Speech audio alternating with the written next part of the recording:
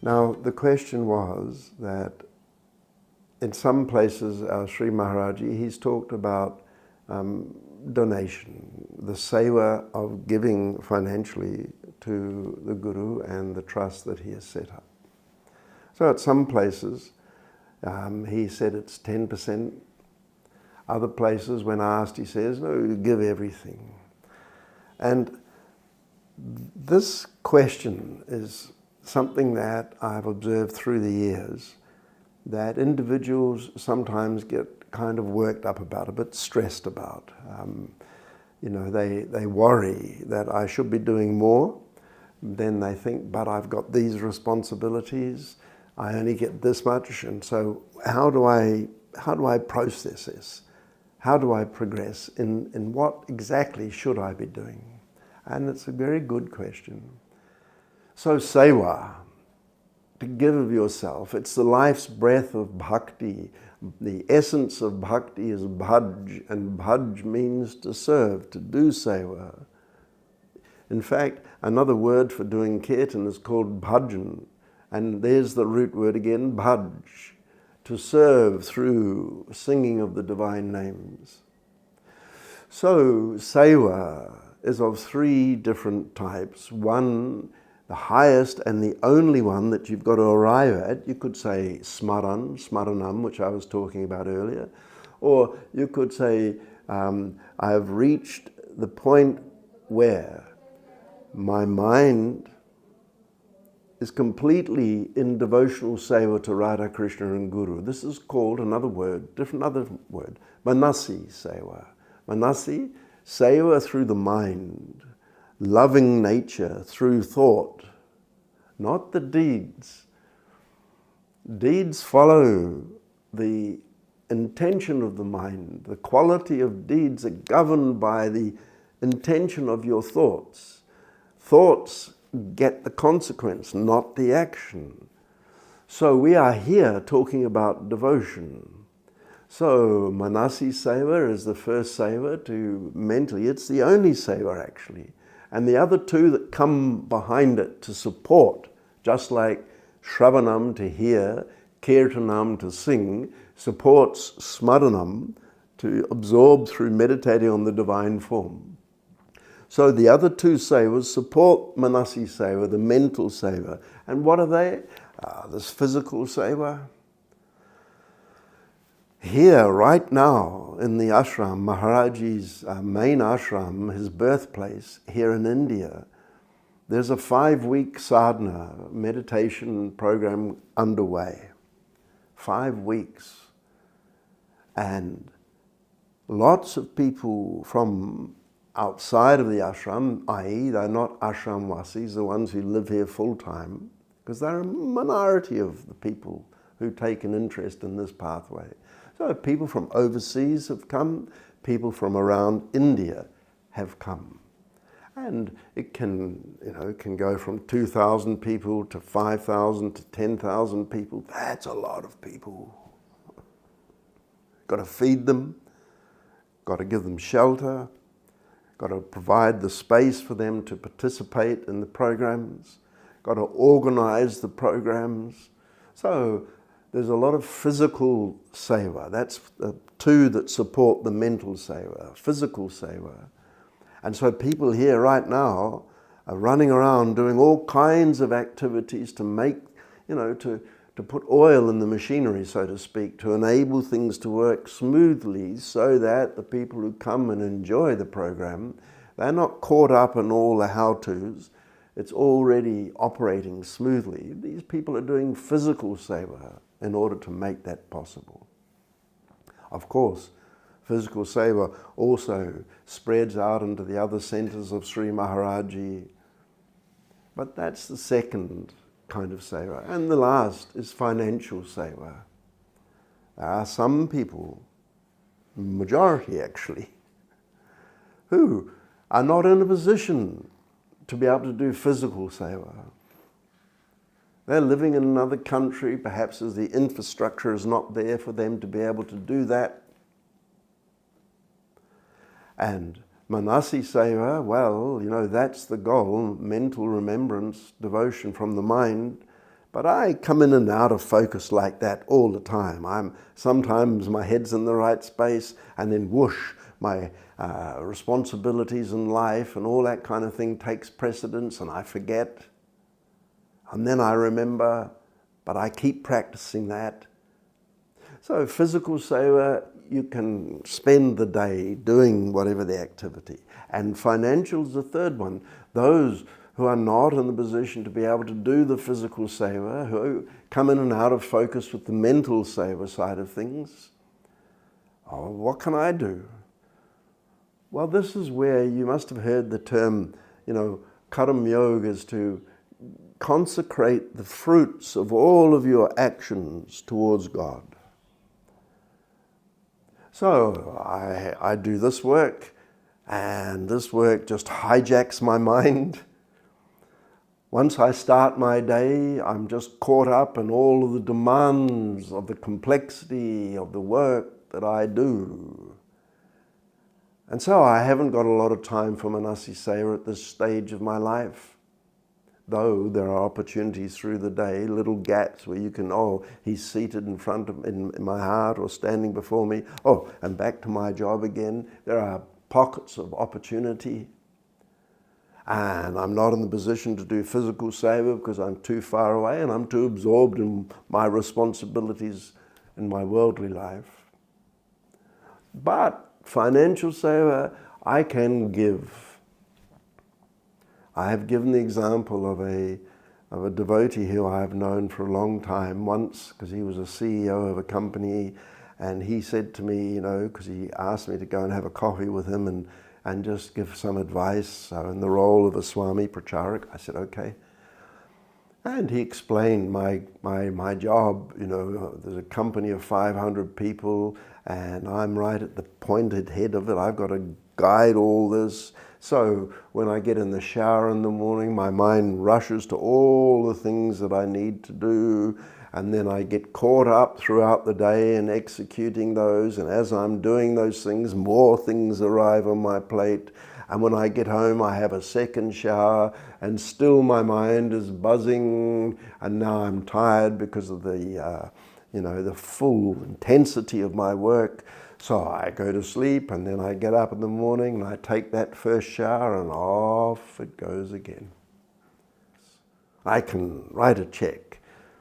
I can know that by doing all this work, a portion of that income that generates, I can give to the charity or to Maharaji, and he can utilize it for the hospitals and the schools and for building projects and myriad of things that goes on that requires funding. Now, fast forward the clock. This personality is now very much involved in a big project that's being built here for people to benefit and learn about Sri Maharaji and Bhakti and all of those things. He's very deeply involved in that, and his structure of income and activity has changed accordingly. So he progressed from, I can just write a check, to now being deeply involved in the physical seva. And as he gets caught up in that, as in absorbed, he also starts to realize through the mind the importance of where your mind goes through the day. So his devotional life, his mental seva, manasi seva, smaranam, has also increased. Over time this occurred. So back to this funnel thing. Whether you give 10%, it's true, the Vedas say, look, as a minimum, every individual should look to their spiritual welfare by contributing to the 10% to the organization so that it can be funded, so charity can occur, etc.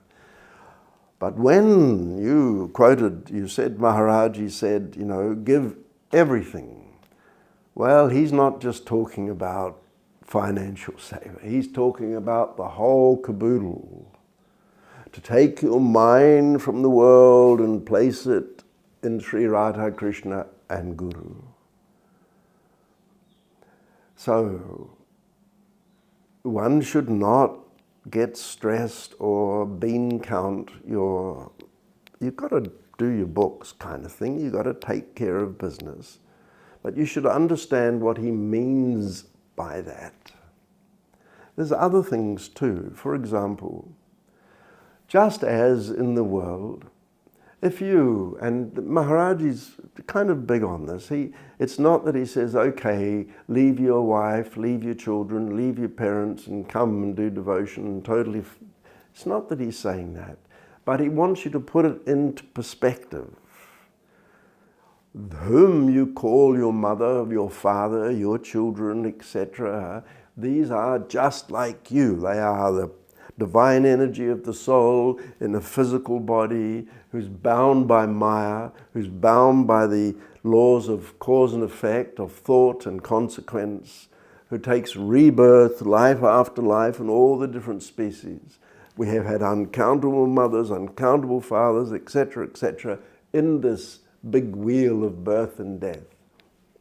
So they are looking for love, the ones in your life currently, whom you call your parents, your children, etc. They are looking for happiness. You are looking for happiness. The question is, where are you looking for it? What have you understood? What has your intellect comprehended?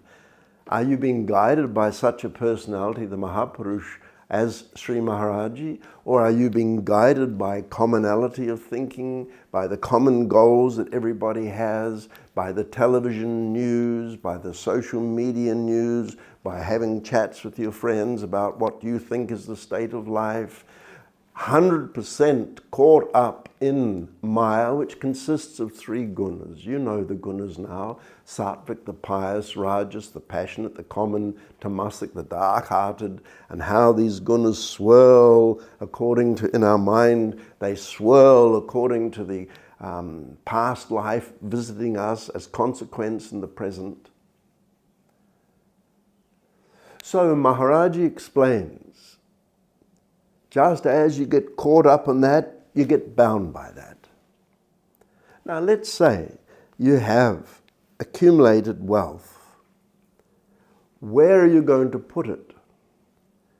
If you say, I'm going to give it to here, to my wife and my husband and my children, etc., according to the quality of their mind, are they sattvic kind of people? Then by giving to them and getting associated with them, you draw those qualities into yourself. Are they a rajasic kind of personality that, whose morality is suspect because their desires take prominence? I need that. Yes, I know I shouldn't be doing that, but I have to have this, so I'll just compromise my values. And then the more they compromise, the more the sattvic gets out of reach. And even sattvic binds you to the world, by the way. And am I going to give it to a tamasic person who's then going to take that money, who's then going to buy drugs from overseas and import them in nefarious ways into the country and spoil the lives of young and old? I have to take consequence because I gave to that person, I sponsored them, I enabled the rajasic person, I enabled the sattvic person. It all binds you. On the other hand, if you understand these subtle points, you've got to do your duty, educate, clothe, feed, shelter. You have to do your duty. But the excess of it, this is where, and it's up to you really, if you have the opportunity to do the SEVA to the Guru, towards Sri Radha Krishna, they are beyond Maya. Their qualities are divine. So by utilizing your financial seva in that direction, unlike a Mayic direction of the three gunas, here it is gunatit, beyond the three gunas, mayatit, beyond Maya. The Guru is both of those qualifications. Gunatit, not governed by the gunas; mayatit, not governed by Maya.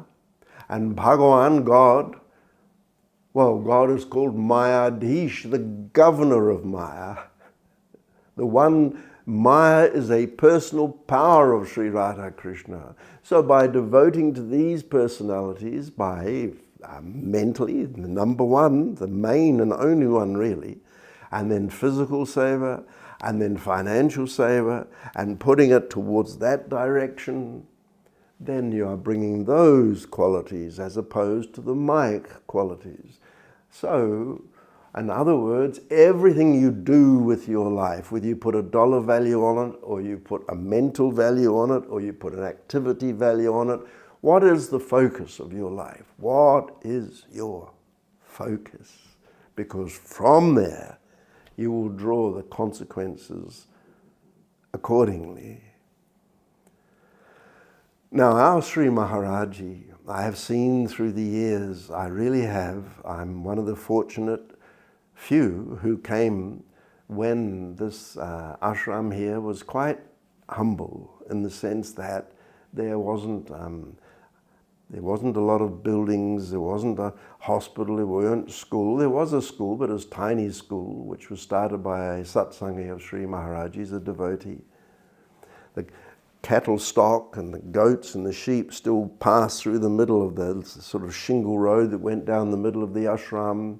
Very basic. But as people started to come, then Sri Maharaji needed to build another hall. He needed to create more accommodation. As more people came, he had to build a third hall to accommodate. And this third hall can seat 10,000 people or more. And then, as funding starts to come, I saw from the get-go, many, many years ago, how he would give to the poor, he'd give to the widowers, he'd give to the handicapped people. He was always serving the people, always. I can remember one time, there was a little stall just on the threshold of the ashram, and Maharaji would come by. He was mostly when he moved around, he had trouble with his foot, so he'd be in his wheelchair, and he'd come to this little stall where this person was selling potato chips. And something in my mind said, because Maharaji stopped, and then he would say 100 rupees for one little packet of chips, which is equivalent to $2 Australian, or $1.30 American. So he wanted people to buy these potato chips, because he'd stop there and look at like that. And then it clicked to me, he wants to support this retailer, this humble man with a little stall. So I looked at the fellow Australians who were with me at the time and said, come on, let's go and buy a packet of chips. And we all went there and we gave the 100 rupees to the seller, the shopkeeper. And there was a look on Maharaji's face, he was so happy. And then, I don't know how many days after that, but something happened and we didn't step forward to do that. And Maharaji just and then he said, where's the Australians? And that was the clue. He liked what we were doing. He wants us to continue to do that. This is such a small example of the depth of what Sri Maharaji does. I saw a video where he said he was in Vrindavan and he saw people heading towards the mandir, our extraordinary Prem mandir that Maharaji had constructed, but many of them were barefoot. And he said it pained my heart to see that. So I made arrangements to give shoes to these people. This is the tenderness of our Sri Maharaji. So we have very elaborate hospitals and schools and all kinds of programs. So when you do financial seva, you are doing it for the purpose of seva to Guru, to Sri Radha Krishna, and then when you get to understand and trust and believe and have faith in Maharaji, you will know, he doesn't just take this and put it in his pocket. He utilizes it for all kinds of things, from infrastructure to hospitals to the widowers, etc. This is what he does. So he takes your gift, given with love, and utilizes it in the best possible way. Once Maharaji was explaining, when you come to India and a beggar comes to you and says, please give, and for Westerners this is very confronting. You're sitting in a taxi or a car, anybody's car, and they're standing outside and they're banging on your window and they're holding maybe a baby, and these children, and give. Now Sri Maharaji, he said, look, you naive people, you do not understand that these poor people are ruled by Makkiyas, people who push. You must have seen that, I can't remember the name of that Indian film. It kicked a big goal in Hollywood. You might remember it, but anyway. Who? Oh, Slumdog Millionaire, yes. So that's organised to collect these funds, which are then taken back, or they get... So Maharaji says, and then if you give it to somebody, they might then take that money, go around the corner and buy such cheap alcohol that they burn out their stomach. And you've contributed to that. So he said, if you are in that circumstance, preferably you give it to the Guru, who can then utilize it, where people can't just take money away and spend it foolishly, dangerously. No, there's health care, medical care, dental care. This, right now, for 4 days, we have specialists come into Mangar from all over India, and they're doing like the Fred Hollows kind of thing. They are removing cataracts from these poorest of the poor people. 4 days, non-stop surgery to give sight back to the poor people. I've been there, I've seen that, and it goes on every year. And that's just one of the many things that are being done. So, by giving the funds here, Maharaji collectively uses it in the best possible way.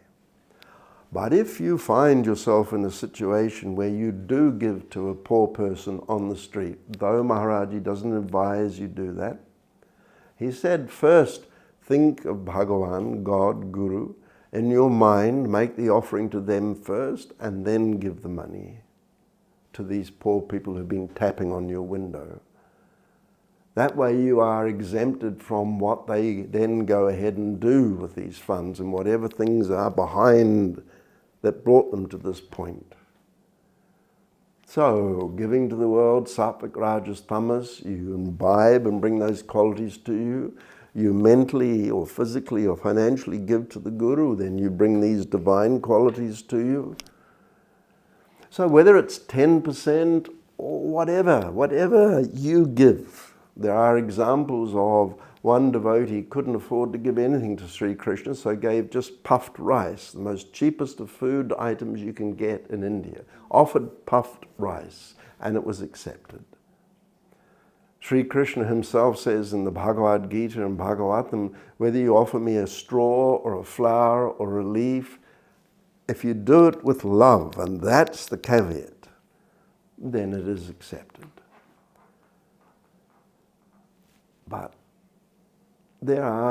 we have to move towards that devotional sentiment. And our greatest attachment is to money. Oh, what people will do for money, what they won't do for money. My goodness me. The things that go on in this material realm in the name of I want money. We are so attached to it. So if you can't do mental seva, actually you should do all 3 types, mental, physical and financial, but your circumstances are according to who you are and where you are, so you have to work with your circumstances. But it should all lead in the direction of devotion. In the beginning, it doesn't. You say, why is Maharaji asking Dana Dana, which means give, give, give? So remember the funnel thing that I gave the example to conclude. It is all to come towards Manasi Seva. If you're doing financially, you ask yourself, why am I giving all this money? Which is such a good question. Then you start thinking, oh, okay, so the money goes to Maharaji and now the 3 daughters who are running the trust, making sure the integrity is there, that everything is as it should be, and then that money gets distributed. And then you start thinking, where I give, the qualities come. And so you ask the questions and you get the right answers, and then you are stronger. So you utilize your attachment and bring it over here. But the amount, some people come here, they're big hitters. When I mean big hitters, they're millionaires. Millionaires got that way usually because they keep all their money, but they give some. And then there are people who are just regular Joe Blog workers. Joe Blow, that's a new one. Regular Joe who works, or Josephina. They have a simple job. They get a reasonable income just to take care of business. So they give according to their strength. It's always in your hands. The opportunities will be given like all the time, like waves keep coming in and crashing on the shore. When you associate with this pathway, the waves will keep crashing in your life saying, can you help here? Can you do this? And it's up to you to say, yes, I can. Not at the moment. There's a lot to digest. Don't stress about it, but do understand it. And I think it was a very good question that you asked. And this knowledge right now, you're clear. That makes sense. But tomorrow, a week later, you've forgotten all the subtlety of what's being said. And then maybe a bit of tension builds up, which is back to Shravan, to listen and learn, to deepen your understanding.